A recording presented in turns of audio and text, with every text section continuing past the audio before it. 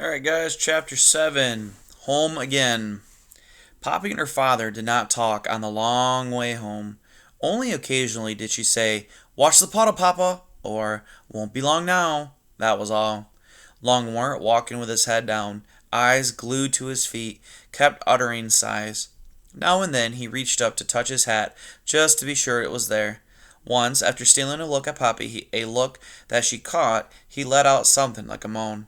Poppy was fearful of asking her father the questions she kept asking herself. If Mr. Wilcox refused permission for the move, and he had, and if there was not enough food, and her father said that was true, what was the family to do? Would some of them have to forage in distant places in the open? That meant they'd be at the mercy of Mr. Wilcox, a complete calamity. Poppy peeked again at Ragweed's earring.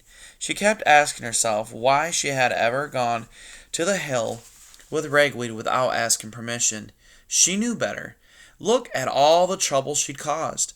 Just then she hated herself for having loved Ragweed. But just to think that thought made her heart ache. Rain was still falling when they reached Grey House. Both mice were soaked and exhausted. The once white flag trailed in the mud.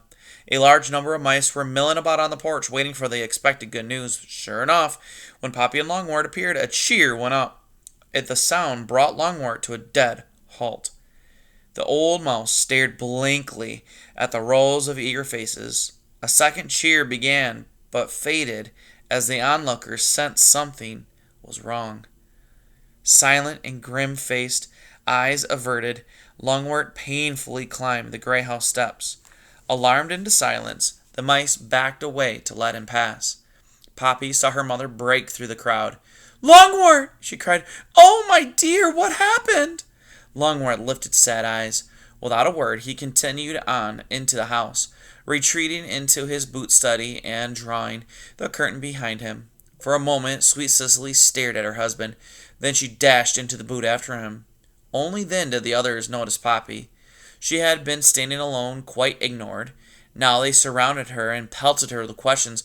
"What's happened? Is something the matter? What's with Longmore? What did Mr. Wilcox say?" Poppy, not sure how to reply, remained silent. Finally, she held up a paw, her father's gesture. The mice responded as they always did. They grew quiet. Swallowing hard, Poppy said, "Mr. Wilcox refused permission for anyone to move." Like air escaping from a balloon, there was a collective gasp from the crowd. But a torrent of questions followed. "What did Mr. Wilcox say? Didn't Longwort explain? What are we supposed to do now? Did the owl give any reasons?" Poppy lifted a paw again.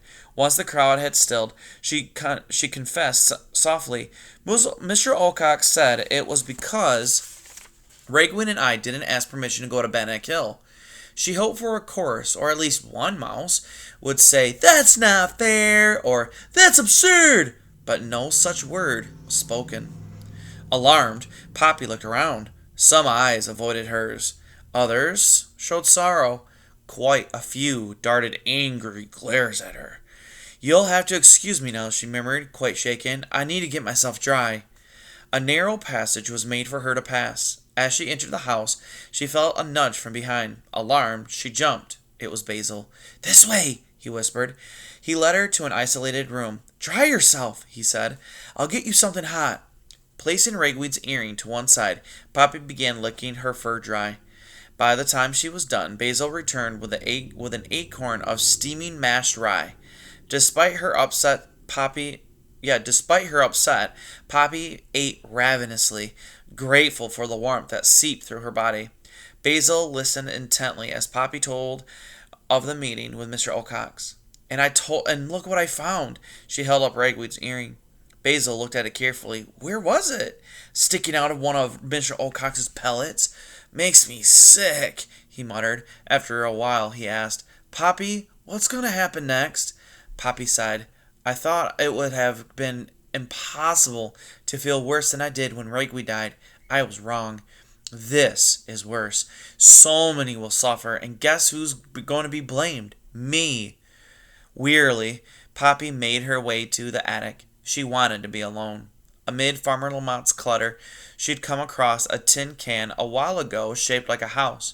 "Log cabin syrup," the label read. After cleaning the inside to a shiny newness and lining it with her favorite old magazine bits, Poppy considered it her own room. Now she patted down a wad of filmy lace, her pillow, and crept beneath a blanket, a crocheted doily. Curled up into a tight ball, she tucked in her paws and wrapped her tail about her, tucking its tip right below her nose. Never had she felt so worn out. Even so, she could not sleep. She kept hearing Mr. Ocock say that he was refusing permission for her family members to move because she and Ragweed, had not asked him if they could go to Bennett Hill. Then, too, there was his hint that he would change his mind if she sacrificed herself. Well, she was glad she had not mentioned that to the family, rather suspecting some of them would have argued her to do it. The mere hint of such a thing gave Poppy the horrors. She drew herself into a tighter ball. Harder to deal with was her own inner voice. It kept insisting that what she and Ragweed had done was the reason for keeping others from moving and being safe. Maybe she should sacrifice herself. A tear trickled down her face, rolled to the end of a whisker, and dropped into her pillow. Oh, she thought, if only Ragweed were here, he would have something to say. But what? She asked, trying to cheer herself up. Most likely a question, a backward one, just like the time he asked Longmore how Mr. Ocock could confuse huge porcupines with small deer mice. Even as she thought about Ragweed's asking, Poppy realized that her father never did give an answer. She wondered why. Poppy forced herself back to her problem. Mr. Ocock said he was refusing permission because of something she and Ragweed had done. How would Ragweed have turned that around? Poppy could almost hear it. Ragweed would have said, "What did refusing permission allow Mr. Ocock to do?" Just asking herself the question, because it did lifted some of the burden from her, gave Poppy a touch of encouragement. Well then, what did refusing permission allow Mr. Ocock to do? Poppy tried to remember exactly what occurred when her father finally came to his point and requested permission for the move. Slowly but clearly it came back. When Longmore asked the question, Mr. Ocock became flustered. He seemed unsure about something connected with Newhouse.